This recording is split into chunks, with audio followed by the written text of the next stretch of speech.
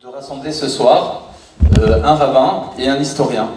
Alors, le rabbin Rebibo, bien sûr, que vous connaissez, qui parlera sur l'aspect philosophique et religieux de la figure qu'était le Rav Avraham Yitzhak Cohen Kook.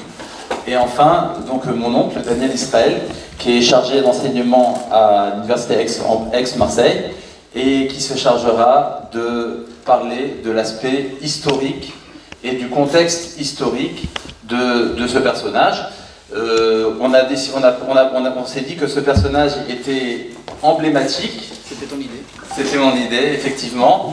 C'est un personnage emblématique, surtout par rapport à la situation actuelle, politique, sociale, religieuse, qui existe dans les problématiques d'Israël et d'Eretz Israël.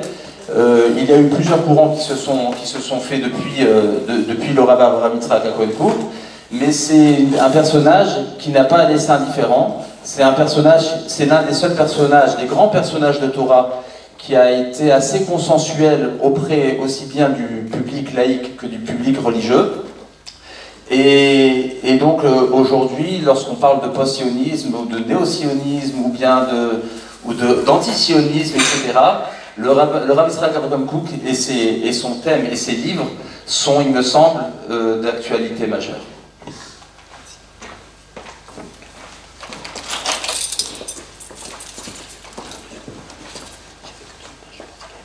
Bonsoir mesdames et messieurs. Donc je suis honoré de vous voir aussi nombreux pour un thème aussi passionnant qui est le Rav Avraham Yitzhak Cohen Kook, qui est un personnage hors norme. Pourquoi hors norme? Parce que d'abord il a un parcours exceptionnel en termes de qualité, en termes de travail.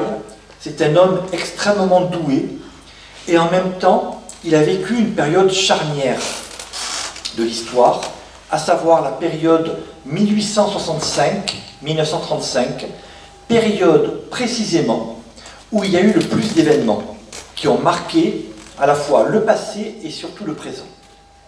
La plupart des événements que nous allons vivre dans les décennies du XXe siècle sont nés ou ont pris comme origine cette période. Alors d'abord, le Rav Kook, qui sera le premier grand rabbin d'Israël, qui a joué un rôle clé dans la formation du grand rabbinat d'Israël, qui a créé une yeshiva centrale en Israël, et aujourd'hui encore, il y a une centaine de yeshivot qui se réfèrent à son enseignement.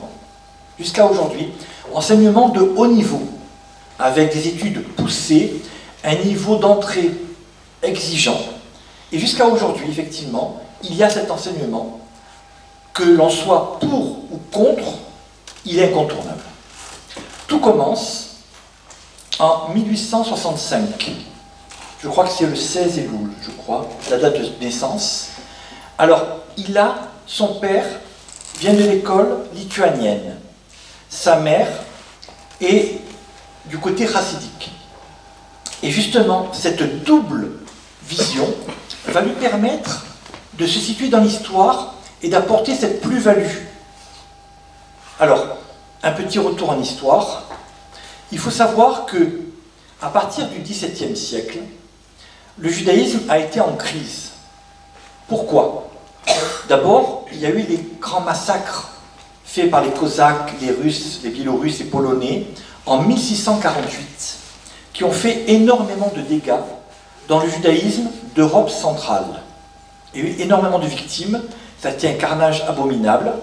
Et après ce massacre physique de grande ampleur, il y a eu l'apparition des faux messies, dont les deux plus célèbres sont Shabtai Zvi et Franck, ce qui a causé énormément de dégâts dans l'unité religieuse du judaïsme d'Europe centrale.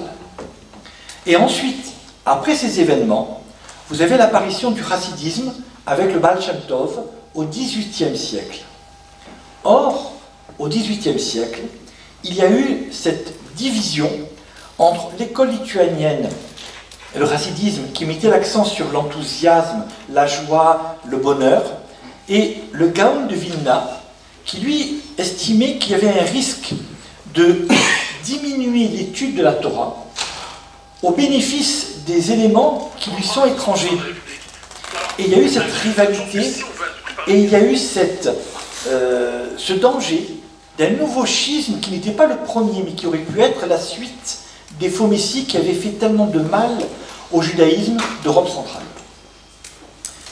Ça s'est passé au XVIIIe siècle, et au XIXe siècle, donc le siècle où précisément va naître le Rav Kook, nous allons avoir une forme de réunification entre ces deux tendances. Pourquoi? D'abord, d'une part, le mouvement chassidim n'est pas allé vers le schisme et a recentré vers l'étude, ce qui veut dire que les éléments qui rassemblaient ces deux tendances étaient beaucoup plus forts que les différences entre ces deux mouvements. Et surtout au XIXe siècle, c'est le siècle où il y a énormément de changements. Premier changement, nous avons la Haskalah. Nous allons voir effectivement le mouvement réformé, nous allons voir l'apparition du sionisme.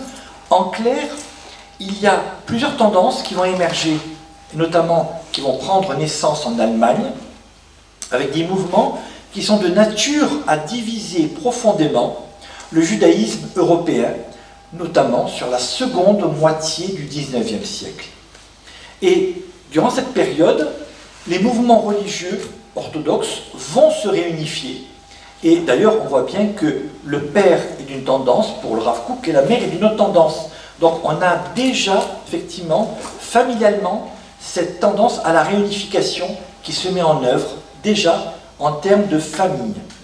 Et le Rav Kook donc, va être le descendant, le successeur de cette image, et c'est un homme extrêmement doué, brillant, plus que brillant.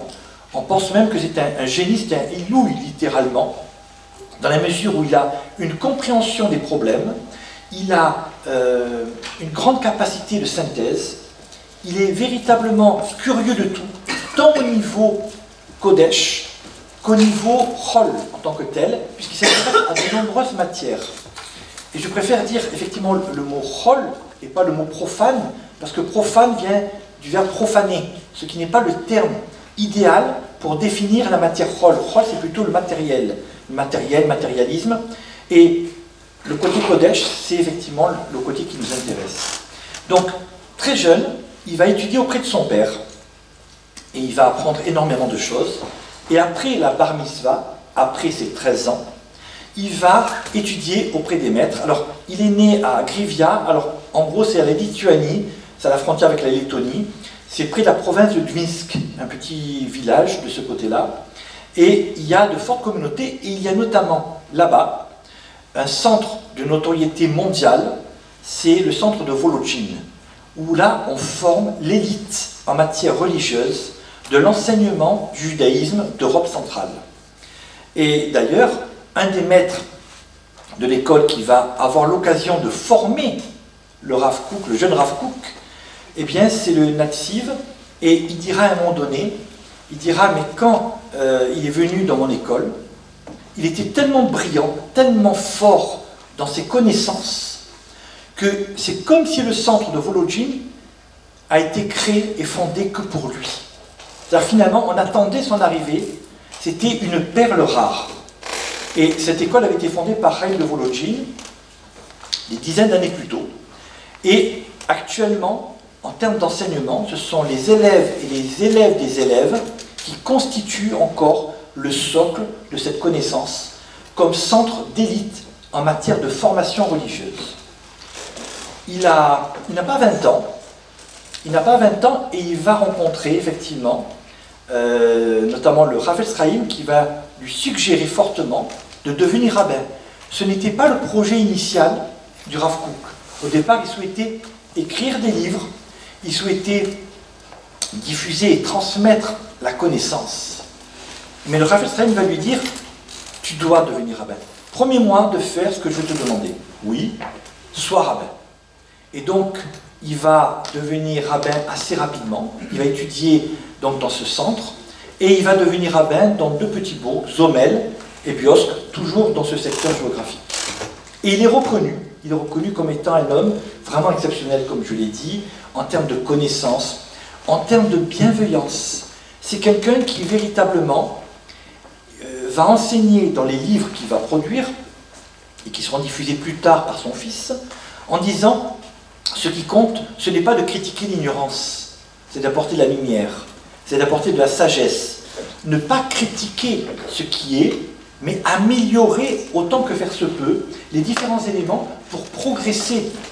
Et ça, c'est très important. Cette empathie, cette bienveillance va de pair avec son niveau de connaissance qui est littéralement immense.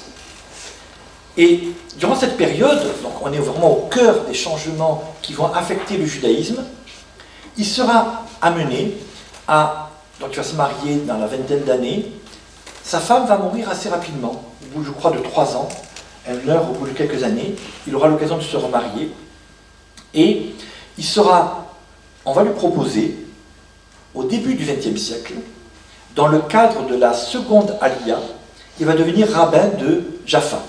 Jaffa et on va dire, des collectivités agricoles qui commencent à naître.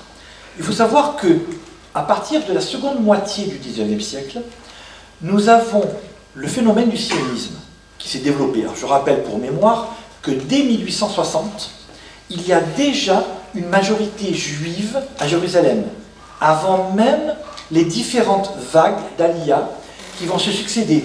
Je pense à la première vague d'Aliyah, dans les années 1885 à peu près, où il y aura quelques dizaines de milliers de personnes qui vont venir en Israël. Essentiellement, cette vague vient après la perpétuation des pogroms. Je rappelle qu'en 1881, le tsar Alexandre II a été assassiné. Et il faut trouver des boucs émissaires. Donc ce sont des Russes qui ont tué. Et évidemment, quand on ne sait pas qui a tué ou quand on ne veut pas savoir, on accuse le bouc émissaire idéal, à savoir des Juifs. Il y avait des pogroms. Et donc à partir de ce moment-là, on a un durcissement au sein des populations d'Europe centrale, en Pologne, en Biélorussie, en Russie, en Ukraine, avec les fameux Cosaques qui font ces fameux massacres.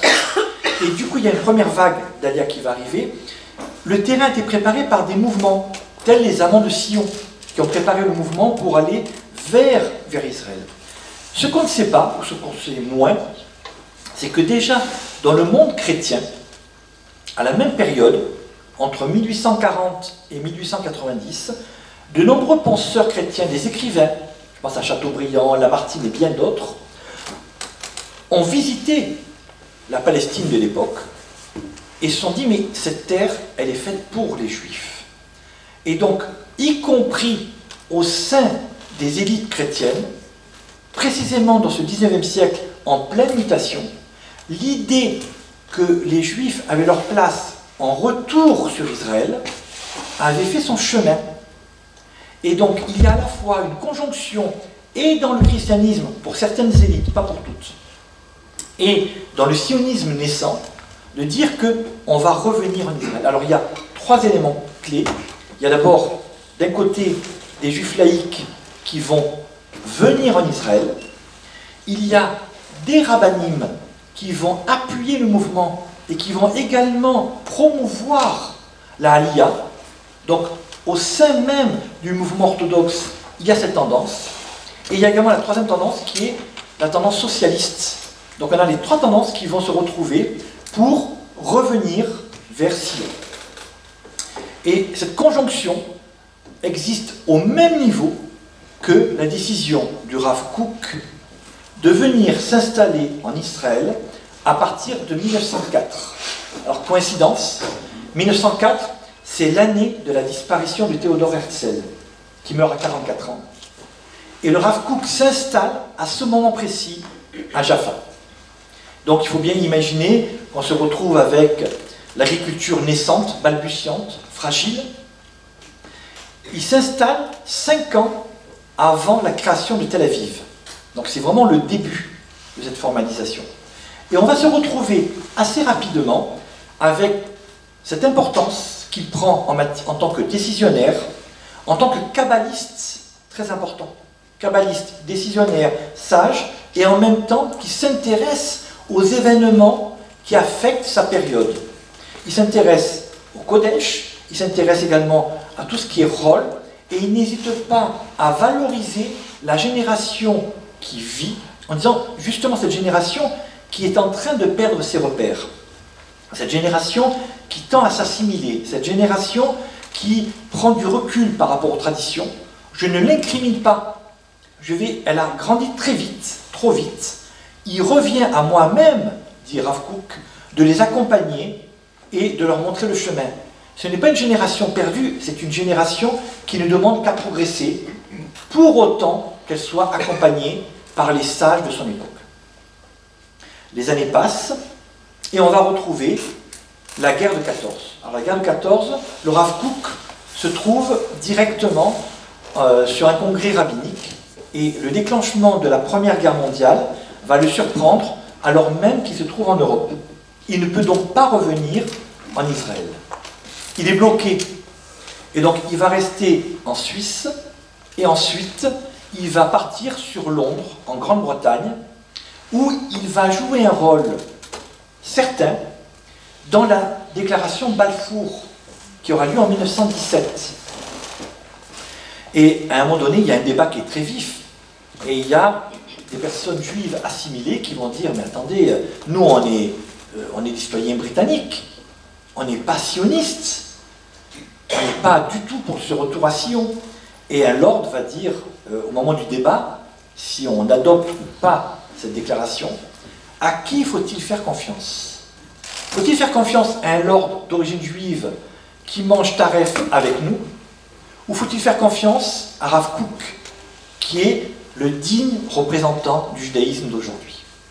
Et finalement, la déclaration Balfour sera adoptée, et elle va jouer un rôle clé, puisque à partir de la fin de la Première Guerre mondiale, les Français et les Britanniques vont expulser les Turcs de cette région. Tout le Moyen-Orient était contrôlé par les Turcs. Et à partir du moment où ils vont gagner cette bataille, les Anglais et les Français vont se partager les zones d'influence. On aura l'installation d'un foyer national juif qui est prévu, entre guillemets, en Palestine, qui est sous contrôle, sous mandat britannique. Donc les Britanniques récupèrent la Transjordanie, qui va devenir la Jordanie plus tard, la Palestine, et les Français se répartissent le Liban et la Syrie. Et dès 1919, le Rav Kook va revenir en Israël, où il sera nommé grand rabbin de Jérusalem, puis le premier grand rabbin ashkénaze d'Israël. Et dans les années 20, on l'a oublié, alors évidemment il va créer cette yeshiva centrale de très haut niveau.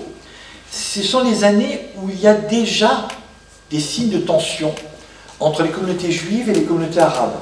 On va se retrouver notamment avec des pogroms. Le premier pogrom avant Hébron en 1929 a commencé dès 1920, où il y a eu des pogroms à Jérusalem contre la communauté juive, ville dont le Rav Kook est le grand rabbin. Et durant toutes les années 20, effectivement, nous allons avoir le Rav Kook qui va s'implanter, qui va soutenir le sionisme de son époque, en indiquant que certes, ce sont des personnes laïques qui ont été le moteur du retour à Sion, mais que ce retour à Sion est le prélude à la rédemption messianique. Et que c'est précisément ce mouvement qui n'est pas un mouvement nationaliste, qui n'est pas un mouvement patriotique, mais un mouvement qui annonce un changement dans la libération du peuple et dans le fait que le peuple juif va commencer à vivre pleinement son destin, non pas dans l'exil, mais à ce niveau-là. Il faut savoir que au XIXe siècle, il y a eu un débat important entre deux grandes figures. Il y a eu d'abord Shimshon Raphaël Hirsch, qui avait dit, mais ce qui compte, ce n'est pas la terre d'Israël en tant que telle, c'est le fait de dire que le monde orthodoxe doit essaimer dans la galoute, dans la diaspora, pour justement accomplir le dessein qui lui est réservé. Et à contrario, le Rav Kook a dit non. Ce qui compte, c'est que le peuple juif retrouve sa terre, et un peu comme une sorte de couple, c'est la terre d'Israël avec le retour du peuple juif qui va faire que c'est un élément unifié. Un peu comme Adam, Adama. On ne peut pas être entier si le peuple juif, dit Rav Kook, est en exil, et si la terre n'est pas sous contrôle juif.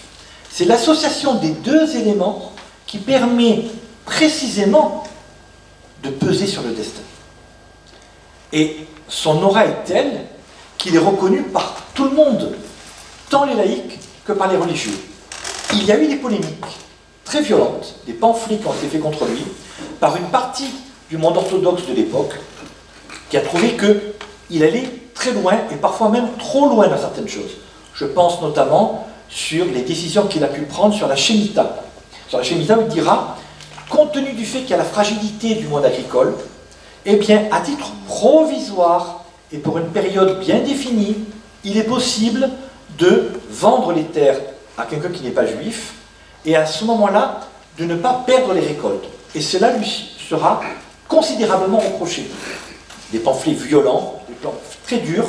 Donc, à la fois, il est reconnu comme un sage, reconnu comme un homme très brillant, et en même temps, il y a une opposition d'une partie de l'établissement de l'époque sur les voies qu'il est en train de prendre. Il faut savoir qu'il avait connu les deux personnages clés, le Chafetz Chaim, et il y avait le Chazon Ish. Et le Chazon Ish, il écoutait les discours, justement, du Rav Kook, et il restait debout. Et ses disciples lui disaient, mais pourquoi vous restez debout? Asseyez-vous. Et il répondra, devant la Torah, je reste debout. Entendu, le message du Rav Kook est tel que c'est l'interface, le véhicule de la Torah le plus pointu possible. Donc, reconnu universellement, même s'il est critiqué, et même si, à la différence d'autres grands personnages de l'histoire qui avaient été critiqués à leur époque, je pense au Rambam, Maïmonide, je pense à Spinoza, et à bien d'autres, le Rav Kook a été critiqué à son époque, et la polémique continue des dizaines d'années plus tard. C'est un des rares personnages où la polémique s'est moins éteinte malgré le temps qui s'est écoulé. Toujours est-il que dans les années 30, nous allons avoir la montée des périls, l'arrivée de Hitler au pouvoir à compter du 30 janvier 1933, et nous allons avoir le Rav Kook qui est malade, gravement malade, et il va décéder, je crois que c'est le 3 Elul, 5625, c'est en 1935 qu'il décède. Il décède à 69 ans, il n'a pas encore les 70 ans.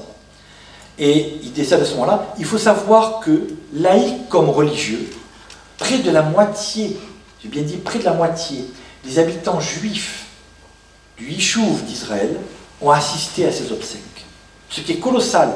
Ils sont tous retrouvés, laïcs, croyants, pas croyants, religieux, orthodoxes, ont reconnu à sa juste valeur la qualité du message et l'ont accompagné à sa dernière demeure au mont des Oliviers. Dans l'histoire, son fils va continuer et perpétuer la tradition, Zvi Yehuda Kook, qui va jouer un rôle clé à partir de 1967 dans le peuplement juif en Judée-Samarie et va contribuer considérablement à faire connaître l'œuvre de son père.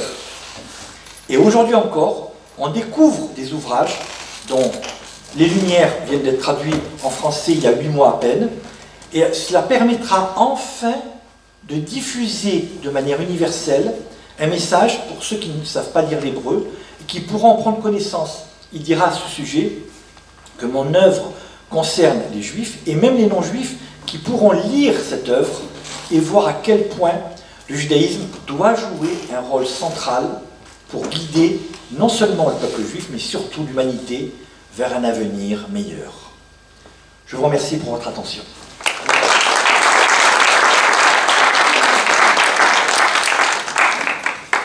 C'était très clair, vous êtes d'accord avec moi? Très bien, vraiment c'est le cadre parfait. Je crois que je n'ai strictement rien à rajouter sur ces points-là. Je vais revenir évidemment obligatoirement par certains des chemins qui ont été pris. On a bien partagé les rôles. Mon rôle, ça ne va pas être l'histoire. C'est rare qu'un personnage dans l'histoire, juif ou non juif, soit aussi inséré dans le tissu de l'histoire, dans la matière même de l'histoire, c'est-à-dire qu'il participe vraiment, c'est un des grands moteurs de l'histoire, un des grands personnages historiques, on peut dire, puisqu'il a joué un rôle considérable dans la création de l'État d'Israël jusqu'à aujourd'hui. Le fait que beaucoup se réclament de lui et agissent en son nom, c'est-à-dire on est vraiment face à un personnage qui va avoir un rôle, on pourrait dire, politique, un rôle énorme. Qu'un personnage ait à la fois ce rôle-là ancré dans l'histoire, mais en même temps que ce soit un penseur hors du commun, c'est quelque chose qui est exceptionnel. C'est cette partie que je vais essayer à peine vraiment d'effleurer, mais de très loin, puisqu'on on a du mal à imaginer que quelqu'un qui a fait autant de choses, et encore, je peux vous assurer que ça a été résumé de la meilleure façon qui soit, c'est considérable ce qu'il a fait, c'est un homme d'action à un niveau, on a l'impression qu'il travaillait tout le temps, et pourtant, c'est son œuvre de pensée est unique en son genre, quasiment, en tout cas dans l'époque qui est la nôtre depuis quelques siècles. C'est quelque chose qui est inégalable, en masse, évidemment, mais c'est pas le plus important. On peut écrire beaucoup sans que ce soit nécessairement intéressant, mais surtout par la profondeur. On est face à une pensée qui va réunir des idées les plus diverses, les plus variées, les plus opposées qui soient. Alors vous avez parlé, vous avez tout à fait raison de le dire, ça commence par ce qui, jusqu'à aujourd'hui, n'est pas aussi évident que cela en vérité, que la chassidoute et le judaïsme qui est celui des Mitnagdim s'associent à travers lui, et le Gaon de Vilna et la chassidoute, en particulier la chassidoute Chabad, c'est déjà jusqu'à aujourd'hui quelque chose d'étrange en vérité. Mais là, on est au tout début d'un parcours qui est incroyable, puisque c'est pas que la chassidoute et le monde Haredi, ça va être également, comme on l'a entendu, le rapport avec le monde Triloni. Donc, associé à cette personne qui a son noyau d'études mitnagel qu'il a appris à Vologine, ajoutez-lui un élément chassidique, ajoutez-lui un élément qui est celui nationaliste, etc. Ajoutez-lui une étude kabbalistique qui vient et de la chassidoute et du monde mitnagel, mais ajoutez-lui également toutes les grandes philosophies de l'époque. Vraiment, quand j'ai vu grandes philosophies, et volontairement j'ai pris quelques exemples, on est face à un personnage que vous avez vu sur les photos, Haredi avec le Streimel, les péotes, habillé jusqu'à son dernier jour comme un rabbi Haredi habituel, qui n'a jamais eu sa carte du parti Mizrahi, il n'a jamais été juif sioniste au sens politique du terme, il a toujours fait partie de la Gouda d'Israël. Donc on est face à l'image même du juif, aujourd'hui les gens s'amusent à dire ultra-orthodoxe, et qui pourtant, sa pensée, de manière explicite, sans gêne, sans aucune gêne, va parler de Spinoza, va parler de Kant, va parler de Bergson, de manière, en maniant les concepts de manière incroyable. Non pas dans le but de les contredire, en disant ben, ce judaïsme qui a raison et eux ont tort, et non pas non plus dans le but de les suivre. C'est ce que je vais essayer de commencer à expliquer par un petit exemple. J'ai pris des feuilles, j'ai pas eu le temps de tout traduire, j'aurais aimé, mais honnêtement, le temps m'a manqué.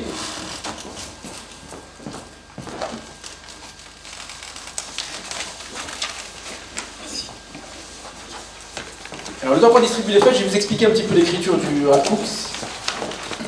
C'est très difficile de faire un choix. On est face à une bibliothèque entière.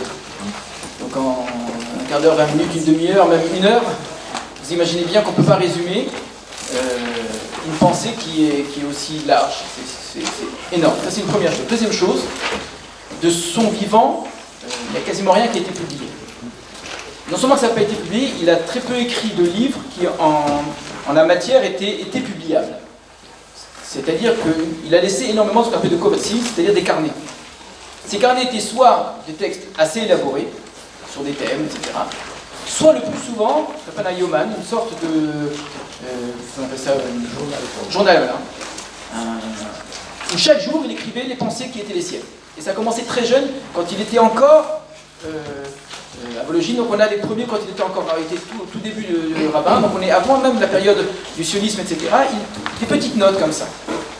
Et ces notes, il les a gardées, il a beaucoup tenu à garder, comme il écrit lui-même d'ailleurs, il a envie d'écrire tout ce qu'il pense d'une certaine façon. Et donc il note, et donc on est face à un nombre de carnets, de manuscrits qui est énorme. Énorme, qui n'est pas nécessairement classé, parfois oui, parfois pas. Parfois ça va dans tous les sens. Il y a très peu de ratures, c'est vraiment des éclairs comme ça.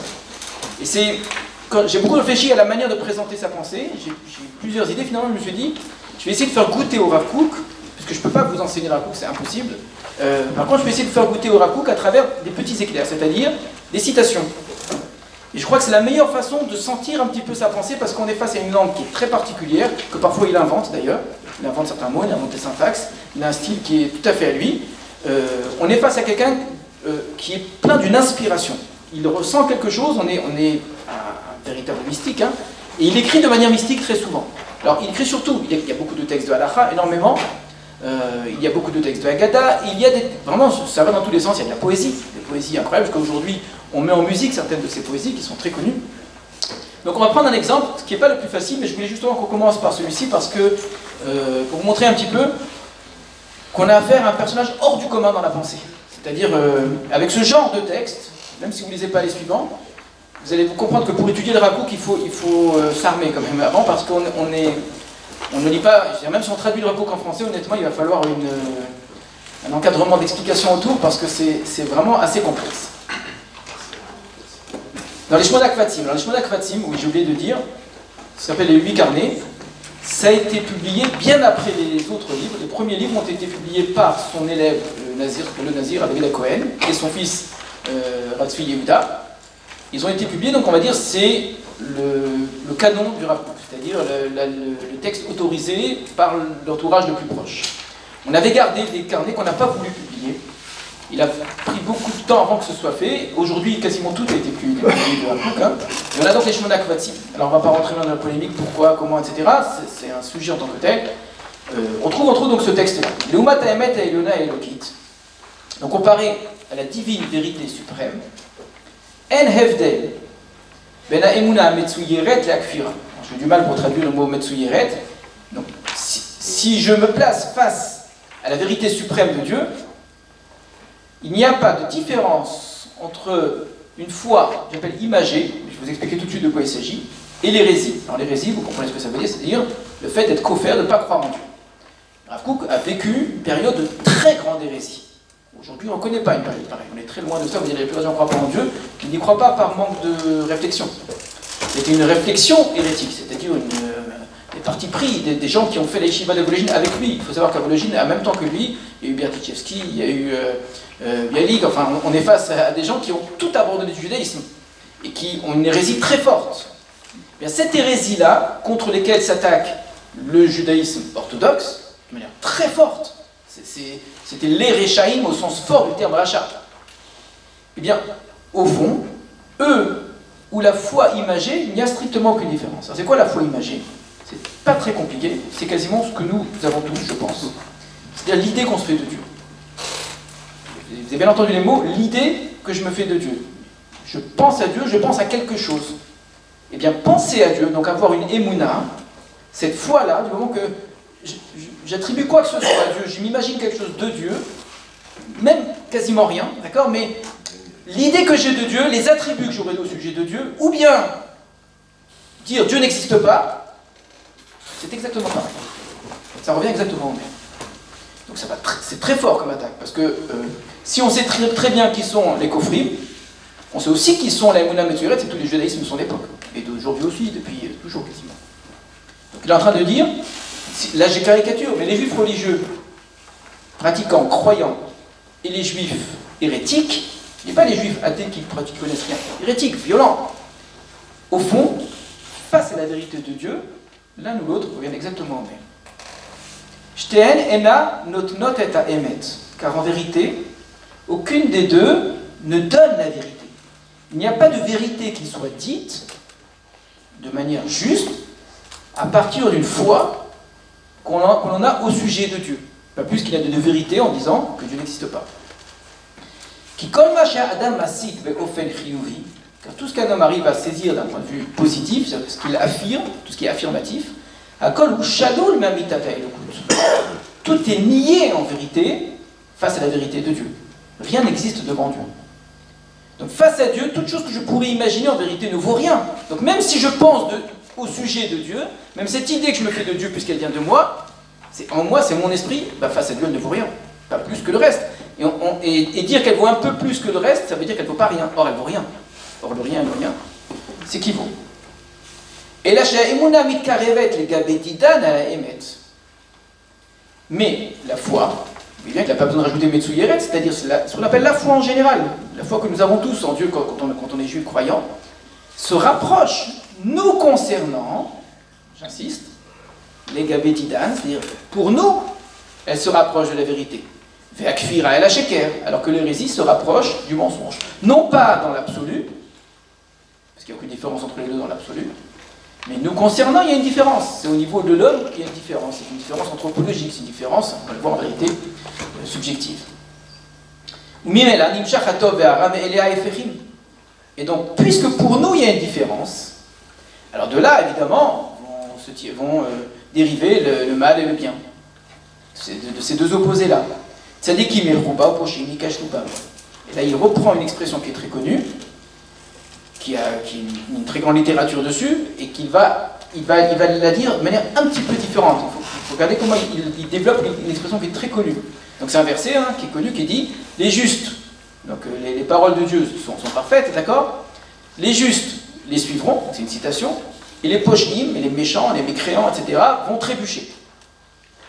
Vont trébucher par elles. C'est-à-dire que les paroles de Torah elles-mêmes font trébucher la personne qui est mécréante. Regardez comment le Rav Kook comprend cette phrase. C'est la même Torah, c'est la même vérité qui amène au tzadikim et qui amène au Réchaïm. Donc non pas que les Réchaïm sont ceux qui ne reconnaissent pas la Torah, mais ils sont une forme d'expression de cette Torah aussi. Alors je vais le faire en français parce que sinon on n'aura pas le temps ce soir d'étudier plusieurs. Et le monde entier, avec toutes ses valeurs matérielles et spirituelles, tout selon notre appréciation, encore une fois. Et c'est selon notre appréciation que la vérité révèle dans la foi, et elle est source de bien, et le mensonge dans l'hérésie. Et c'est la source du mal. Mais pour la lumière infinie, tout est égal, même l'hérésie, et la révélation d'une force vitale. L'hérésie est la révélation d'une force vitale, dans laquelle la lumière fondamentale de la vie est revêtue. Et c'est pourquoi les héros spirituels en reçoivent des étincelles très bonnes et des transformations amères en douceur. On ne va pas tout développer, mais un terme important là-dedans, c'est l'idée d'une transformation, l'idée de quelque chose qui se fait par un développement. C'est une chose qui est essentielle chez le Rav Kook, c'est l'idée d'évolution, de progrès. Tout est en progrès, absolument tout, ou en évolution. Sur ce point, il ne se gêne pas de le dire, il est proche de la pensée de Bergson. On est face parfois à quelque chose qui peut ressembler à du vitalisme, c'est-à-dire une sorte de vie qui est en marche, etc. Donc le darwinisme, par exemple, pour lui, non seulement que ça n'est pas quelque chose qui s'oppose à la Torah, c'est une des vérités cachées de la Torah, que la nature est dans une... Mais l'expansion de l'univers, tout est expansion, tout est énergie. Puisque tout vient de Dieu, donc tout ce qui existe vient de lui, tout va en s'épanchant. Et là, il va s'opposer à la pensée qui est celle de Rambam, de Maïmonide, d'Aristote, de la pensée rationaliste, de la foi rationaliste. Il va y voir une forme de foi absolue, totale, complète, mais qu'il va appeler, c'est intéressant parce que Rambam lui-même le dit en vérité, une foi immobile, une foi qui ne bouge pas. Comme si, dans l'idée de Maïmonide, pour qu'une chose soit vraie, il faut qu'elle soit immuable. Que vérité et immuabilité vont nécessairement de pair. Quelque chose qui est en mouvement, c'est ce qui reste un petit peu d'Aristote, etc. Et tout ce qui est de l'ordre du changement est de l'ordre de quelque chose qui est défectueux, qui s'abîme, etc., etc. Mais en vérité, la vérité, c'est une sorte de stagnation totale et absolue. À l'opposé de cela, vous aurez une immanence chez Spinoza, vous aurez des fois qui seront qui vont imaginer, ou des philosophies qui vont imaginer une sorte de transformation du monde en constant développement. Et Rav Kook va opposer l'un et l'autre en disant que pour les uns, il leur manque cette vitalité de la réalité du monde, c'est un Dieu immobile et un monde qui finalement est là pour autant, et pour les autres, il leur manque cette transcendance-là. Et ce que fait le Rav Kook, c'est, je pense, ce que personne n'arrive à faire comme lui, c'est qu'il associe deux idées totalement opposées en philosophie. Mais on ne peut pas faire plus opposé que cela. Il va avoir une foi totalement transcendante et totalement immanente. Quand je dis totalement transcendante, c'est qu'il va dire que ceux qui n'ont pas gardé cette transcendance absolue de Dieu, et qui sont tombés dans une forme, soit de paganisme, soit d'imaginer que Dieu c'est la nature, etc., ont vidé la réalité de Dieu. Ou s'imaginent que la réalité c'est Dieu lui-même. Ils ont perdu cette transcendance-là. Et les autres, une transcendance absolue qui prive cette vitalité-là. Et chez Dieu, et ça c'est des pensées en vérité qui viennent de la Kabbale totalement, il y a à la fois quelque chose qui est de l'ordre de la droite, quelque chose qui est immuable, et quelque chose qui est de l'ordre du rond, quelque chose qui est tout le temps en constant mouvement. Et que, contrairement à ce que pense le Rambam, le mouvement n'est pas une forme de détérioration, le mouvement est au contraire une forme de perfection. Et ces deux types de perfection, retenez bien ces deux termes, ils sont vraiment importants. Il dit, en fait, il y a Shlemut et Ishtalmut. Shlemut, c'est perfection. Ishtalmut, c'est perfectionnement. Il y a une chose qui est parfaite, et une chose qui est en perfectionnement, mais les deux existent. D'ailleurs, le bien et le mal n'existent pas pour le Rav Kook profondément. Il y a le bien qui serait le Shlemut, perfection, et il y a des choses qui sont en perfectionnement. Et ces kofrim, ces rechaïm, qui au fond d'eux, c'est une lumière divine qui agit, même dans leur hérésie, même par leur hérésie, en fait, ils sont dans une forme de perfectionnement par un autre chemin. Ils sont aussi une lumière divine. Alors, on a une présentation historique, qui évidemment était un résumé, donc c'était dit de manière la plus synthétique possible. Ce qu'il ne faut pas entendre de ce qui a été dit, c'est que le Rav Kook fait du kirouv. Vous savez ce que ça veut dire? C'est-à-dire, il y a des juifs qui ne sont pas très religieux. Bon, ils ne le sont pas encore, en fait. On va être gentil avec eux, on va être sympa avec eux, on va leur apprendre qu'en fait, c'est nous qui avons raison, que c'est eux qui ont tort, et puis voilà. C'est pas du tout ça, le Rav Kook. C'est pour ça qu'il a été détesté par toute une frange du judaïsme orthodoxe. Il considère que ces juifs non religieux, dans leur hérésie, dans ce qu'ils sont en train de faire, c'est ça qui est bien. Non pas ils font du mal, mais ils feront le bien demain parce que je vais leur apprendre. Mais ils sont dans un processus de bien qui n'est pas le mien, mais qui est le leur. C'est-à-dire, il y a quelque chose de... Et donc, il y a une admiration, il y a des termes, il y a des phrases incroyables, hein. Il y a une admiration pour ce sionisme-là, pour ces chaloutzim, etc. Je ne sais pas si j'ai apporté la phrase, je l'ai pas mis ici. À l'endroit, il dit...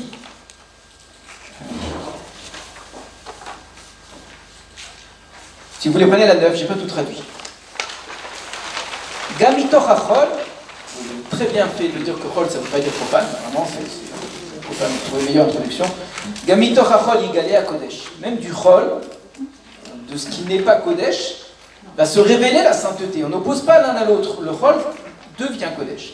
Gamitoch achofesh aparutz, même de la liberté débridée, comprenez un prof c'est nous au sens pas de mitzvot, très souvent il utilise le terme de chutzpah, la chutzpah de ce judaïsme qui ne veut plus rien entendre de la Torah et des mitzvot, même de cette liberté, on pourrait dire, je ne sais pas quoi, ouais, libertarisme hein, même, vraiment, hein, parfois. Yavo ha'ol ve'ha'ahuv, viendra le joug, porter le joug qui est lourd, qu'on aime. Non pas qu'ils vont abandonner, comprenez bien, non pas que ce sont des gens qui vont comprendre qu'ils ont eu tort, c'est pas ça. C'est qu'au contraire, c'est leur désir de liberté à travers leur chemin qui va les amener à ça.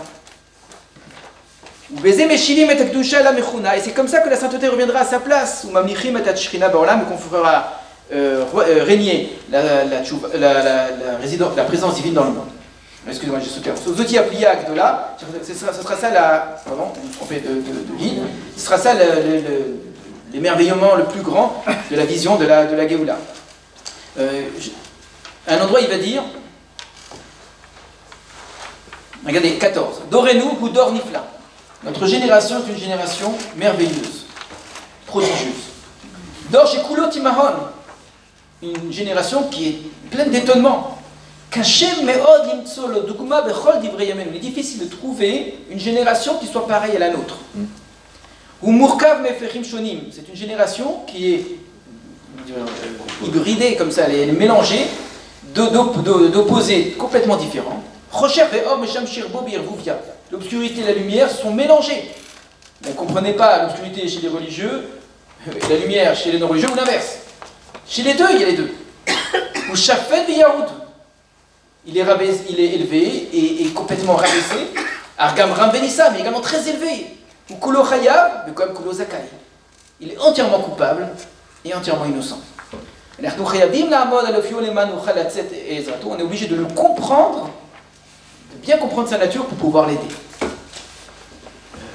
À un endroit, il va dire ce que font les chalutzim en faisant du sport et en faisant des entraînements, c'est plus que les yichudim, les Meyachdei Yichudim que faisaient Talmidei Chachamim. Il faut comprendre, mais dans la Kabbalah, être Meyached Yichudim, si vous avez un petit peu entendu parler du Nefesh HaChaim ou de la Kabbalah en général, Arizal, c'est réparer les mondes, réparer les sphères supérieures. Donc avant de faire une mitzvah, normalement on dit les Shem, Yichud, Kutcha, Berkrou, afin d'unifier la sainteté, etc. Donc On est dans un univers qui a été brisé, un univers qui a été détaché dans des sphères célestes, et par les mitzvot, par la Torah, on vient réparer cela. Et vient le Rav Kook et dit, ces gens-là, qui ne font pas les mitzvot, qui s'opposent aux mitzvot, mais qui sont en train de travailler la terre d'Israël, ou qui se préparent par la force, qui s'entraînent, sont en train de réparer des mondes. Ils utilisent un langage kabbalistique, plus encore que les autres. C'est une façon de dire qu'il y a quelque chose à réparer que moi je ne suis pas capable de faire par mon étude de la Torah, que eux peuvent faire. Alors, on va prendre une autre référence, la 2. Emet Adavar. Sheme'az me'olam yadanu. Donc il est vrai que nous avons toujours su. Oui, ça vient en réponse en vérité à une question qui lui a été posée par un rabbin de l'époque, Alexander Olivier, qui était admiratif de Hermann Cohen. Hermann Cohen, néo-kantien, qui parle de ce qu'on appelle le retour à Kant. Kant a été pour beaucoup de juifs, même juifs religieux, même en France, jusqu'à Néer et d'autres, une sorte de figure morale, figure éthique, figure philosophique, en très bon accord avec le judaïsme. Et Hermann Cohen, évidemment, c'était pour lui un grand modèle. Et donc, ce retour à Kant, le Rav Kook va en parler avec regardez bien, avec un certain recul. Vous comprenez bien, vous allez voir, ça ne veut pas dire que c'est pas juste, mais c'est pas comme tu l'entends. Il est vrai que nous avons toujours su, nous n'avons pas eu besoin que Kant révèle ce mystère, que toutes les conditions humaines sont subjectives et relationnelles. Donc la critique de la raison pure, aucune raison, l'humain, il est comme dans une chambre noire, complètement fermée, et il sait qu'il y a quelque chose de l'autre côté, mais il n'a pas les outils pour savoir ce qu'il y a de l'autre côté. Réfléchir sur la métaphysique, c'est la même chose. La raison n'est pas capable, en vérité, il y a une limite. Mais donc, cette idée que toute connaissance qu'on a, c'est une connaissance en fonction des outils que l'on a et en fonction de nous-mêmes. Donc l'homme pense avec lui-même. Donc sa pensée est nécessairement entachée par ce qu'il est. Entaché, c'était pas le bon terme. Et ça va amener en fait à la phénoménologie où on est face à des phénomènes et pas à des essences en tant que telles. Donc cette idée-là, j'ai mis en italique parce qu'en fait c'est une citation de la Kabbale. C'est le royaume qu'Éther, en tant qu'il ne possède rien en lui. Donc il vous dit Kant, vous savez Kant, il n'a rien inventé, la Kabbale elle a toujours dit. Et ici pour cela, Zodhi ha-malchut, et prinat keli delit la megamakun. Donc dans les sphirotes, on ne va pas les faire, vous avez une sphira qui s'appelle Malchut. Cette Malchut s'appelle aussi Knesset Israël, c'est le peuple d'Israël. Le peuple d'Israël dans son aspect idéal, attention, possède quelque chose, mais qu'elle ne possède pas par elle-même. D'accord ? C'est une sorte comme la Lune par rapport au Soleil. Nous ne parlons même pas, nous ne pensons pas à la source des sources. Mais ce que nous n'ayons pas est déjà bien vivant. Ça veut dire quoi ? Que parler de Dieu, c'est absurde. Qui peut parler dans sa religion ? Je vous le disais juste auparavant, ça ne veut rien dire. Mais c'est pas parce que on ne peut rien dire de Dieu et on ne doit rien dire de Dieu. On a dit, mais celui qui va dire quelque chose de Dieu, une émouna quelconque en Dieu, finalement ce qu'il dit c'est pareil à la kfira. C'est pas pour autant que ce qui vient de Dieu n'est pas quelque chose qui donne la vie. Et regardez, on retrouve, il dit cette idée que le fait que je n'ai pas accès à quelque chose qui m'est complètement extérieur, ça ne veut pas dire que la chose n'a pas d'effet. Et de fait, au contraire, de Dieu je ne peux rien dire, mais par contre de Dieu je sais que tout existe, la vie entière est là, et ça j'y ai accès. Donc mon rapport à Dieu passe par ce qui vient de lui, par cette vie-là.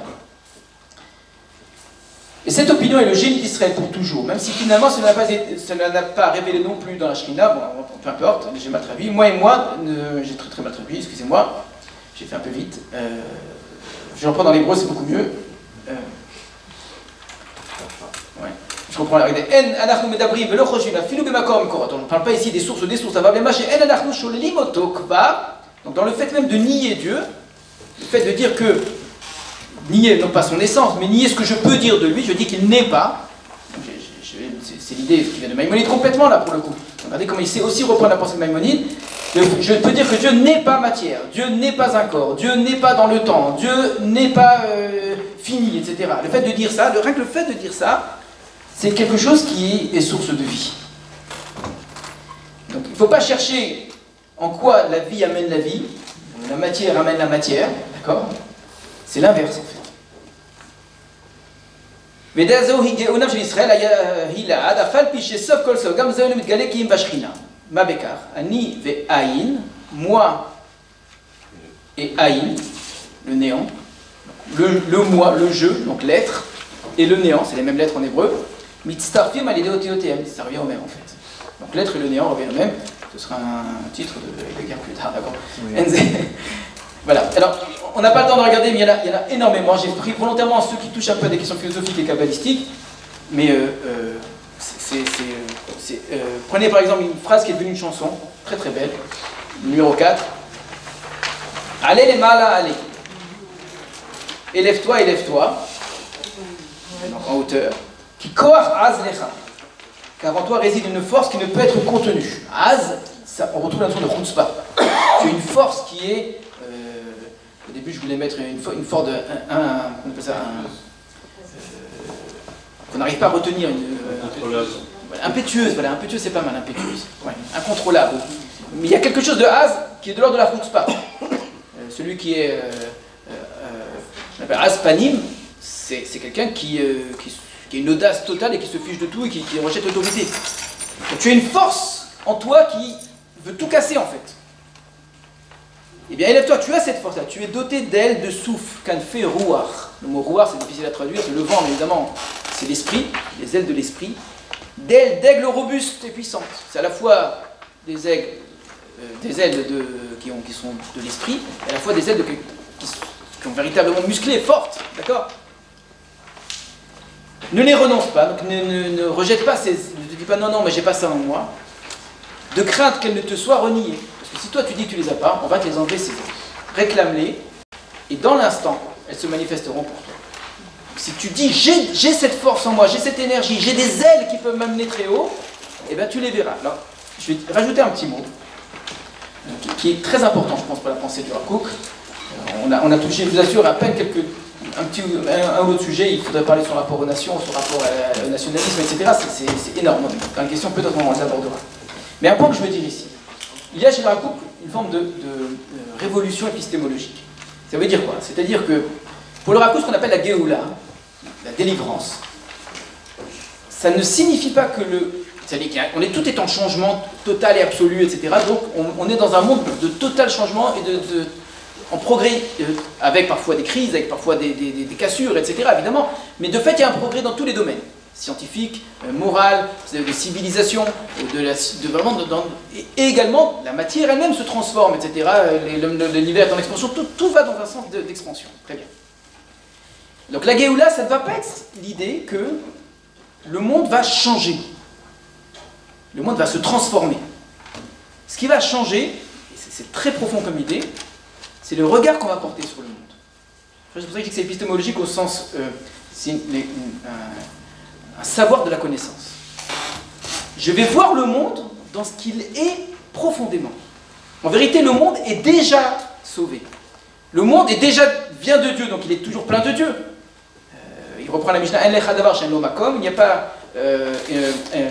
a pas de chose qui n'est pas à sa place. Et il va dire que Hachem il est Mekomo Sheolam, Dieu il est la place du monde. Il va reprendre la pensée de la Chassidut Chabad, qui veut dire qu'il n'y a pas d'endroit où Dieu n'existe pas, mais pas d'endroit, ça veut dire pas d'endroit physique, pas d'endroit matériel, pas d'endroit dans la pensée. Tout a une étincelle divine, tout vient de Dieu. L'erreur, ça va être de couper, de séparer, de diviser les choses, et qu'il faudra donc tout unifier. La mystique et le rationalisme, la science et la religion, l'action et la pensée, tout est à unifier. Maintenant, les choses en vérité sont une forme d'expansion du divin. Nous sommes une forme d'expansion du divin. L'idée de la Géoula, c'est que l'homme va avoir un regard capable de voir cela. Donc c'est notre regard, c'est notre connaissance qui va changer.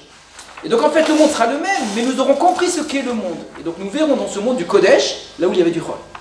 Et ça, c'est quelque chose qui est une transformation la plus grande qui soit. Le monde n'a pas besoin de se transformer. Cette transformation du monde, du Chol en Kodesh, signifierait que ce monde serait matière, indépendamment de Dieu. Qu'il faudrait faire disparaître quelque chose pour mettre quelque chose d'autre à la place, ou le faire évoluer. Non, c'est pas ça. Tout est divin, tout est Dieu d'une certaine façon. À nous d'être capables de le regarder. Voilà. Il y a une image qui est donnée par son élève, David Cohen, il dit, de la pensée du Rav Kook, il y a tout ce qui existe qui va se retrouver finalement. Il dit, mais les autres pensées, qu'est-ce qu'elles font? Elles vont prendre une idée, mais juste. Même Spinoza, par exemple. Spinoza, il va faire avoir un jeu de mots extraordinaire, c'est une finesse. Il va dire Gam Baruch Yeh. Il s'appelle Baruch Spinoza. Mais surtout, Spinoza fait dire qu'il a été mis en kharem, c'est-à-dire qu'il a été maudit. De dire de Spinoza qu'il est béni, en reprenant en plus une phrase de la Torah, Gam Baruch Yeh, c'est la Torah, c'est-à-dire qu'il y a chez Spinoza une idée profondément vraie que lui va considérer, c'est Rabbah qui le dit, une idée qui est tout à fait comparable à celle de la Chassidut Rabbah. Que Dieu est partout. Maintenant, l'erreur, et je reviens à ce que dit Rav David HaKohen, il va dire, c'est que imaginez-vous une forêt, et il y a un arbre, et vous prenez une lumière très forte pour regarder cet arbre dans les moindres détails. Donc vraiment vous focalisez, vous projetez une lumière avec un très grand projecteur. Vous allez voir très bien l'arbre. Mais plus la lumière sera forte, et plus vous allez zoomer sur un arbre, plus l'ombre que vous allez faire autour sera grande. Et donc tout ce qui est autour, vous ne verrez pas. Il dit toutes les pensées fonctionnent comme ça. Les pensées philosophiques, mais pas simplement. Le fait de ne pas accorder de place à la morale, au moussard, le fait de ne pas accorder de place à l'art, le fait de ne pas accorder de place au sport, le fait de ne pas accorder de place au travail, etc., c'est parce qu'on a focalisé sur un aspect. Il dit pendant l'exil, on a dû focaliser sur le travail de l'étude, et uniquement de l'étude, donc on a mis une sorte d'ombre énorme sur tout le reste. Mais on a perdu le reste en fait. Et donc l'idée ce serait de réussir à avoir une lumière qui soit totale et complète, surtout sans faire d'ombre. Le regard de Géoula serait un regard qui serait capable de tout voir comme cela, sans projeter d'ombre autour de lui. Merci à vous.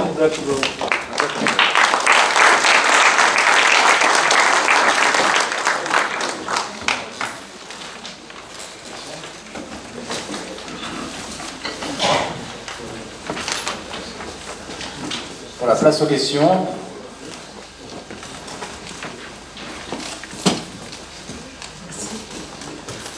Je crois savoir, mais vous pourrez confirmer ou infirmer, qu'il était présent à l'inauguration de l'Université hébraïque de Jérusalem et qu'il leur avait demandé de s'engager à ne pas enseigner la critique biblique.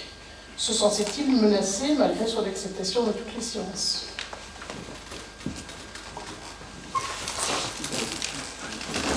Ce que vous dites est juste, tout à fait, mais je pense qu'il pense que la critique biblique n'est pas une science. Ok, mode de pensée, on va dire. Non, c'est pas une mode de pensée. Non, c'est pas un mode de pensée. Non, non. Pour le Rav Kook, l'idée de questionner le texte, c'est certainement pas quelque chose qui va le déranger, bien au contraire. La critique biblique, surtout à son époque, hein, c'est une époque où la critique biblique, c'est pas un mode de pensée, c'est un parti pris. Qui fait exactement l'inverse de ce que fait le Rav Kook. Le Rav Kook, pour lui, tout est sacré. Alors que la critique biblique, tout est profane. Il n'y a rien de sacré. C'est l'idée que Dieu n'est nulle part. Et donc c'est vraiment la pensée tout à fait opposée à celle du Rav Kook. Donc le fait de questionner, de poser des questions, oui, mais quand c'est dans un regard de profanation de la sainteté, évidemment que c'est pas le chemin du Rav Kook. Mais en quoi c'est pire que Spinoza, qui était un grand érudit? C'est le début, bien sûr. C'est pour ça qu'il n'a jamais demandé à ce qu'on enseigne Spinoza dans les Yeshivot non plus. La grande difficulté du Rav Kook, c'est très difficile. C'est qu'il vous dit qu'il y a de la lumière partout. Donc à partir de là, eh ben, tout le monde il est bon, tout le monde il est gentil et tout va bien. Alors que c'est pas du tout ce qu'il pense. Pour lui, ça reste un adversaire, Spinoza. Et Kant aussi en partie, et Bergson aussi, etc. Mais ça veut dire que il faut entendre quelque chose. C'est pas parce qu'il y a du bien partout que tout est bien. C'est ce qu'il disait, que nous concernant, il y a le bien et le mal. Nous concernant, la kfira, l'hérésie, devient un mal. Il va dire que l'hérésie, elle vient du fait, par exemple, il va parler de Nietzsche. Nietzsche qui parle du surhomme. Il a un texte magnifique. Je me rappelle plus où il était, donc je ne l'ai pas repris. Il a un texte magnifique où il va dire, dans tout homme, il prend du temps avant de le dire, je ne ferai jamais aussi bien que lui, on ne sait pas à quoi il va arriver. Il dit, dans tout homme, il y a une jalousie incroyable. Tout être humain possède une jalousie très très très très grande. Tout être humain possède une jalousie de quelque chose qu'il aimerait avoir en plus, etc. Tout être humain est jaloux de Dieu. Et que la volonté du surhomme, c'est pourquoi c'est pas moi Dieu. Et cette idée-là, il faut la comprendre. C'est-à-dire que en même temps, il dira de Nietzsche quelque chose qui est très juste. Il va considérer que cette idée de la force vitale, l'énergie qu'il y a en l'homme, etc., qu'il faut. Il a un texte où il dit la religion inhibe les hommes. La religion fait des hommes des personnes qui sont très molles, sans force, sans puissance. Et là, il reprend complètement la critique de Nietzsche. que finalement, la morale de l'esclave, ou finalement, le fait d'être un homme moral, eh bien, on est un homme sans violence, c'est vrai, mais on est un homme aussi sans aspiration, et un homme sans puissance. Or, pour le Rav Kook, la puissance est très importante. Mais ça ne veut pas dire que Nietzsche a raison. C'est toute la difficulté. Et c'est pas parce qu'il va dire que ces sionismes-là, qui sont des sionistes qui ont rejeté absolument la Torah, sont en train de faire émerger des lumières, que je leur dis que vous avez raison de ne pas faire Shabbat et de ne pas manger kasher. C'est pas ça du tout. Et c'est vrai que c'est très complexe. On est face à une philosophie qui est très profonde, mais qui dit attention, ne les critiquez pas. Et là, vous avez cité une phrase qui est tout à fait juste, je crois que vous l'avez ici, qui dit plutôt que de critiquer leur obscurité, amenez-vous, vous, la lumière. C'est quelque chose qui est très fort, c'est de dire ces gens-là ont en vérité une lumière. Une des critiques qu'il va faire sur le sionisme, à la fin de sa vie, il va écrire à son fils, je crois, un des derniers textes qu'on a et qui n'a pas été publié, il va dire ce qui me fait peur. Voilà. Pour une fois qu'il dit quelque chose qui fait peur dans le sionisme, on se demande qu'est-ce qui lui fait donc peur dans le sionisme.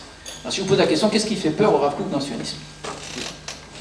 On est en 1930, 34, à peu près comme ça. Qu'est-ce qui lui fait peur? Non, pas du tout. Pour lui, ça ne pouvait pas passer autrement que par eux.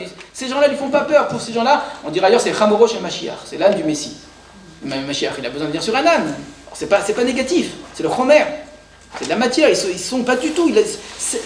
Au contraire, il est fasciné par leur idéalisme. Il est fasciné. J'ai discuté sur cette conférence avec Rav Mordechai Elbaz, qui est au collège là, en haut, au collège du consistoire. On a discuté sur le Rav Kook et il en sait beaucoup sur le Rav Kook. Et il m'a cité une petite anecdote. Il y a ce qu'on appelle le Massa Amachanot. Lui, les Rav Sonnenfeld, qui était son opposé Haredi, si vous voulez, à Yerushalayim, ont décidé de faire la tournée des Yishuvim dans le Galil. Tous les Yishuvim sont allés un après l'autre, comme ça, pendant plusieurs semaines, que des Chilonim, hein, dans lesquels on ne mangeait pas kasher, on ne faisait pas Shabbat, etc. Ils ont été accueillis avec beaucoup de respect. Pour leur porter une parole de Torah, d'une part, et le Rav Kook le dit clairement, et aussi pour apprendre de vous. On a quelque chose. Et donc l'idée c'est, pourquoi vous abandonnez cette tradition? Et donc c'est extraordinaire, j'aimerais tellement qu'aujourd'hui on ait ça, qu'on ait les plus grands rabbins, déjà qui s'entendent entre eux, les rabbins, et qu'ensuite, ensemble, ils aillent dans toutes les villes d'Israël, les personnes d'Israël, chez les gens. Et donc un Shabbat, à la fin du Shabbat, on fait Havdalah. Vous savez que le Kiddush, d'après la Kabbalah, on doit rajouter un petit peu d'eau. Pourquoi est-ce qu'on rajoute un petit peu d'eau dans le vin, Meziga, pour mélanger Midat Hadin et Midat Achim, pour qu'il n'y ait pas que quelque chose qui soit Midat Hadin, c'est-à-dire un attribut de rigueur. D'accord. On a Havdalah, c'est Havdalah, c'est une séparation. Là, on sépare clairement le Kodesh. Arrive l'Havdalah, donc tout est symbolique. Rav Kook vivait, tout ce qu'il faisait était signifiant. Fait l'Havdalah et il rajoute de l'eau. On dit, mais non, on ne fait pas. Il dit non. Là aussi, il y a du Kodesh et il y a du Chol. C'est très fort. C'est-à-dire, même dans ce monde-là, il y a du Kodesh et du Chol. Donc les Chilonim ne font pas peur pour ça. Alors qu'est-ce qui fait donc peur au Rav Kook dans le sionisme? Vous allez voir que c'est... Si on retenait cette idée que Rav Kook était fasciné par l'idéalisme, en fait, c'est un grand idéaliste, au sens philosophique du terme idéaliste. Hein. C'est-à-dire vraiment, l'idéalisme des sionistes, vous trouvez ça extraordinaire, il dit, arrêtez de me dire que c'est mal, regardez ces gens-là, ils donnent leur vie pour cet État, leurs enfants meurent pour cet État. Et vous allez me dire que c'est des Réchaïm. Ils sont prêts à tout, pourquoi? Au nom de quoi? Donc, au nom de leur identité juive. Vous allez me dire que c'est mal, ça c'est de la Kedusha, ça c'est de la sainteté. C'est très fort comme idée. Et je ne vais pas juger de leur sainteté, est-ce qu'ils ont fait les mitzvot ou pas. Leur idéal est un idéal vrai, est un idéal sacré, au sens fort du terme, ça c'est ce que dit le Rav Kook. Alors qu'est-ce qui lui fait donc peur? Ben, c'est justement, c'est intéressant que ça lui a pris du temps, je pense qu'il a fallu quand il arrivait à Yafo c'était petit, on vivait dans la pauvreté, les gens étaient simples, etc. Mais l'université de Jérusalem, les routes, les hôpitaux, l'État d'Israël a commencé à se construire dans les années 20-30, et il a déjà, honnêtement, j'imagine que ça ne devait pas être... mais il a senti qu'on était face à un début d'organisation et de matérialisme. Et la Torah dit que quand on arrivera en Eretz Israël, viendra un moment où on va s'engraisser, on va donner un grand coup de pied. Et il dit ça lui fait peur, pas ça lui fait peur parce que j'ai peur que ça arrive, ça lui fait peur parce que ça va arriver. C'est une sorte de processus historique. Nous vivons un processus qui est celui de l'idéalisme, à son époque à lui, on crée les choses, viendra un temps où les gens vont perdre cela. Et c'est de cela qu'il a peur. Le jour où les sionistes religieux ne seront plus idéalistes, et ce qu'ils vont rechercher, c'est avoir des grosses voitures, et un gros compte en banque, et la Startup Nation et avoir le plus d'argent possible, etc. Il dit parce qu'à ce moment-là, là, il n'y a pas de douche.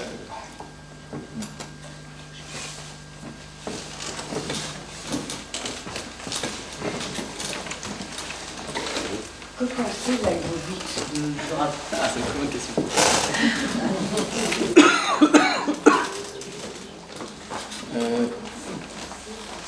Leibovitch, qu'est-ce qu'il... Il n'y avait pas beaucoup de gens que Leibovitch portait en son cœur. Donc, pas plus le Rav Kook que le Rav Soloveitchik. Il voyait chez le Rav Kook, de ce que je me rappelle, ça fait longtemps, de nombreuses années que j'avais lu ce...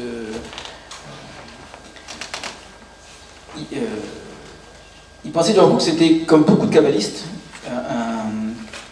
quelqu'un qui fautait par paganisme. C'est une forme de paganisme. Pour lui, la Kabbalah en général, pour Leibovitch, c'est associé à Dieu autre chose. Pourtant, on voit très bien chez le Rav Kook l'idée d'être une transcendance absolue, etc. Mais il n'en demeure pas moins que pour Leibovitch, qui est un rationaliste pur, il n'acceptait pas ça. Autre chose, on a l'habitude, c'est très caricatural, mais de présenter trois grandes figures du judaïsme moderne, qui sont le Rav Kook, Leibovitch et le Rav Soloveitchik. Quand je dis du séminaire, c'est-à-dire qui se sont confrontés à la modernité. Il y a ceux qui ont refusé la modernité complètement. Il y a de très grands maîtres, on a parlé du Chazon-Ish, pour eux, le judaïsme n'a rien à voir avec la modernité. Mais ceux qui sont confrontés à la modernité l'ont fait de trois façons différentes, et là, comme toute caricature, ça vous permet comme ça d'avoir un spectre. Il y a le Rav Kook qui va dire on inclut, et tout ce qui existe doit être inclus. On prend. Et ça fait partie de notre être, et au contraire, ça renforce notre être, et on se grandit par ces apports-là. Leibovitch qui va scinder complètement. Leibovitch, la religion et la morale, la religion et le politique, la religion et l'économique, ça n'a strictement rien à voir. D'accord ? La religion, c'est être au service de Dieu et absolument de Dieu, c'est complètement détaché du reste. Son sionisme n'est pas un sionisme religieux, Leibovitch, au sens propre du terme. Et Rav Soloveitchik qui vit les choses dans un conflit. Donc vous avez celui qui oppose, celui qui mélange, et celui qui vit mal à l'aise, qui vit dans une sorte de...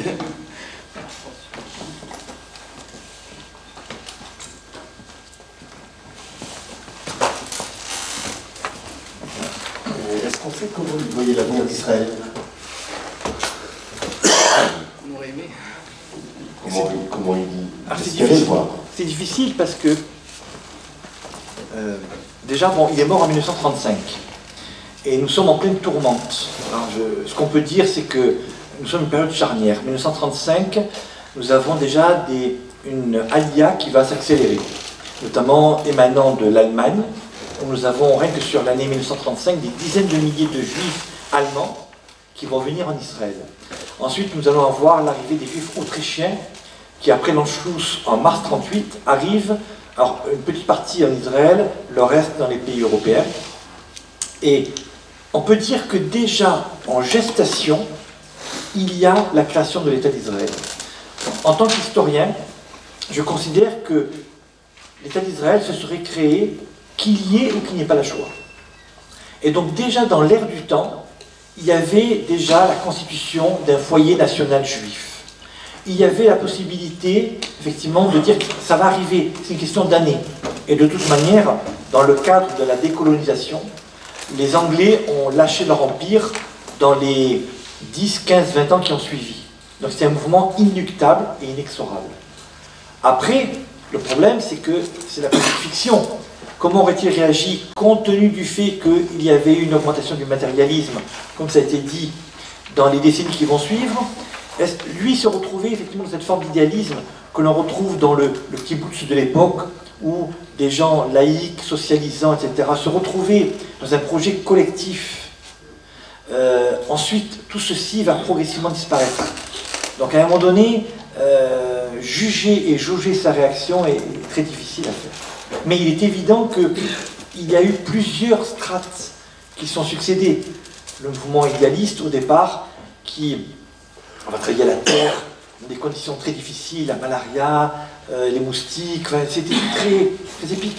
Il y avait des conflits dès le départ avec des membres arabes, dès les années 20, Ensuite, en 1935, on est à la veille de la grande révolte arabe de 1936, qui va jeter une ombre très forte sur cette issue, mais rien n'est encore définitivement joué.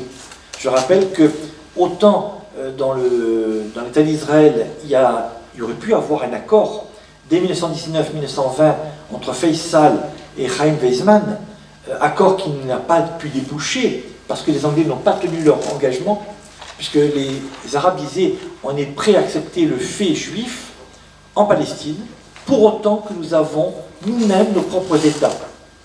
Or, les Anglais ne tiendront pas parole, souhaitant faire perdurer leur mandat au-delà du raisonnable. Et là est le commencement du problème. Ensuite, les Anglais ne vont plus tenir parole en 1939 en mettant en œuvre le livre blanc qui va limiter drastiquement l'immigration juive en Israël et qui fera que de nombreux juifs seront refoulés au moment des années noires. Et ensuite, à partir de 47, 46, 47, les Anglais souhaiteront lâcher en disant on va mettre la question devant l'ONU en espérant secrètement qu'on va les appeler pour dire écoutez, on n'arrive pas à s'en sortir, revenez les Anglais nous diriger. Mais rien ne va se passer comme prévu, puisque en 47-48, eh bien, les soviétiques, contrairement à tout ce qu'on pouvait attendre d'eux, vont précisément voter pour le plan de partage. Et ça change toute la donne. L'histoire sera différente à partir du moment où une partie importante des pays de l'Est, notamment, vont prendre fait et cause pour dire on veut le partage pour faciliter le départ des Britanniques. Et ça change tout. C'est une question qui n'est pas une simple question théorique, une question très importante, parce que beaucoup voient dans la coupe une sorte de maître à penser, et que répondre à cette question, comment le Rav Kook voit le futur, ce serait pour certains, qu'est-ce qu'il faut faire aujourd'hui en fait. Et c'est une question très difficile, et ça va dépendre beaucoup de la manière dont on considère le Rav Kook. Si on considère le Rav Kook comme un grand prophète qui sait tout, comme un grand rabbi à la chassidique qui a une sorte de roi Kodesh sur tout ce qui va se passer, donc on est persuadé qu'il a vu ce qui est en train de se passer. Or la réalité, très honnêtement, on a plutôt l'impression que le Rav Kook est persuadé que l'Israël va être construit, là-dessus il n'y a aucun doute, c'est évident, mais certainement pas sous la forme que ça a pris. C'est-à-dire la Seconde Guerre mondiale, c'est pas quelque chose qu'il a vu, la haine antisémite évidemment, le nazisme aussi, il a vu monter, mais l'idée qu'il y aura la Shoah, c'est jamais le Rav Kook annonce une chose pareille. L'idée, c'est de bien saisir qu'on aura la terre d'Israël en partie. Ça ne semble pas du tout apparaître dans la pensée du Rav Kook. Donc ça pose problème. Et c'est la raison pour laquelle, à mon avis, là c'est un avis tout à fait personnel, la pensée du Rav Kook est restée en couveuse. Elle n'a pas été mise en avant pendant tous les débuts de la création de l'État d'Israël. Jusqu'à la guerre des Sioux. Pourquoi? Parce que la réalité s'opposait à la théorie. On nous disait qu'on allait avoir un État. On nous disait qu'il n'annonçait pas le Mashiach, c'est intéressant, j'ai l'impression que c'est une ère messianique beaucoup plus qu'une personne. Mais par contre, il annonce le retour de la névoie, la prophétie. Il n'y a pas de prophète.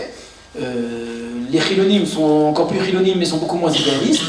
Donc les choses n'allaient pas du tout dans le sens qui était du Rav Kook. Et voilà la guerre des 6 jours, le retour de Jérusalem, qui est vécu à ce moment-là comme un moment messianique très fort, considérable. Et là, la pensée du Rav Kook va être réactivée, dans un certain sens, à mon avis, c'est-à-dire qu'il n'y a pas toute la pensée du Rav Kook qui est réactivée, il y a certaines choses qui sont réactivées. Volontairement, j'ai mis des textes ici que, si vous lisez, il a un amour des nations, un amour de l'humanité qui est très grand, alors que certains, on se réclame du Rav Kook contre un racisme insupportable. On ne peut pas être raciste et être élève du Rav Kook, c'est inimaginable. Il dit d'abord on aime l'homme, ensuite on aime le juif. Et il a plein de traits, il dit mon amour va vers toutes les nations de la terre. Comme ça, il le dit à plein d'endroits. Enfin, mais alors, il n'a pas connu les conflits qu'on a connus aujourd'hui. Donc, après la guerre des 6 jours, on va avoir une sorte de réactivation qui est de dire, ben voilà, se réalise enfin ce que le Rav Kook avait dit. Sauf que, là encore, problème après problème, la guerre du Liban, les accords d'Oslo, ce qu'on connaît aujourd'hui, ça ne marche pas. Ce qui fait que vous verrez dans les élèves du Rav Kook aujourd'hui, d'une part, la diffusion de sa pensée, et qui vient justement après la guerre des 6 jours, après les années 60 pour beaucoup. Alors, il les avait écrites il y a 50 ans avant, mais c'est maintenant que ça apparaît, parce qu'on était dans ces... Et une grande réflexion sur ce qu'on appelle Mashber. Vous prenez les textes du Rav Aviner, c'est probablement un des mots-clés du Rav Aviner dans tous ses livres, ses premiers livres en tout cas. Le mot Mashber apparaît. Comment comprendre le Mashberim? Et donc vous aurez, parce qu'on est en train de lire aujourd'hui dans les parachutes de la semaine, les étapes du désert, que pour arriver à la Géoula, en fait, il y a des étapes, et chaque étape, c'est un problème. Et donc les problèmes font partie de la Géoula. Donc c'est une explication, mais on ne peut pas dire que le Rav Kook ait présenté le schéma comme nous sommes en train de faire. C'est mon avis. Et je complète l'élément en disant qu'il ne faut surtout pas prendre une partie de l'enseignement du Rav Kook. Le Rav Kook ne s'entend que par la plénitude de son enseignement. Et souvent on a tendance, nous-mêmes, moi en tant qu'individu, ou chaque personne, de dire tiens, je vais faire mienne les conclusions qui m'arrangent. Or, c'est pas comme ça qu'il faut raisonner. Il faut raisonner en disant attention, c'est le message complet du Rav Kook qui m'intéresse. Que cela aille dans mon sens ou pas. C'est ça la grandeur de l'enseignement du Rav Kook. À nous de le comprendre.